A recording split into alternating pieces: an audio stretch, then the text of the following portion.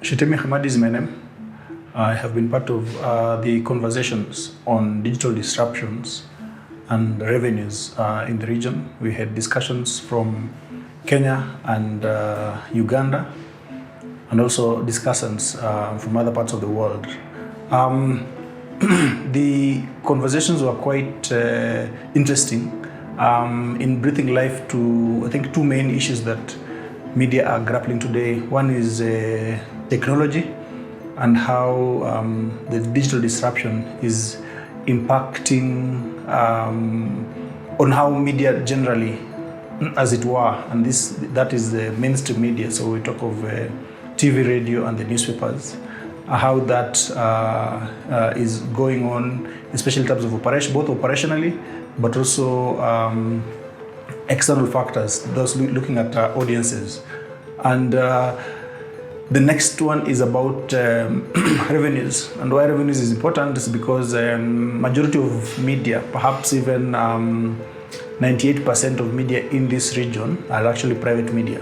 So they actually look at media as a business. In fact, when you, for instance, look at the Kenyan Constitution, media is the only business that has been protected by the Constitution. So the conversations around how these two issues interlink with each other.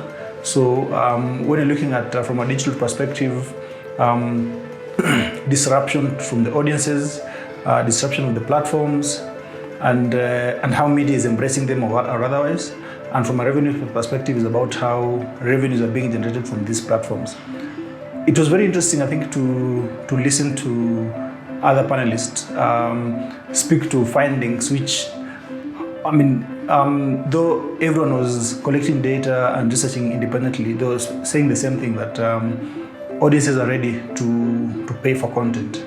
Audiences are ready to determine the kind of content they want and where they want to see media going. So the onus is on media houses and media owners to really take this up and move it to the next level, both in terms of providing quality content and also embracing models that would potentially give them actually more revenues for themselves, so long as they provide value to audiences and to society.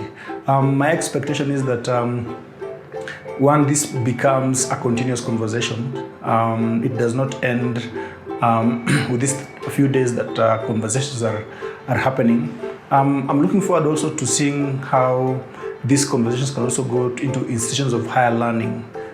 So universities, especially those providing diploma and university undergraduate degrees, people learning about these things. So for instance, we think about blogs, think about storytelling. These are very important and instructive components that our journalists would be part of. Finally, the other bit about this conversation is pretty much about audiences who consume content that media produces. Them being part of this conversation, there's something in media called public editor, where there's an editor who sieves through content from the audiences to help inform content.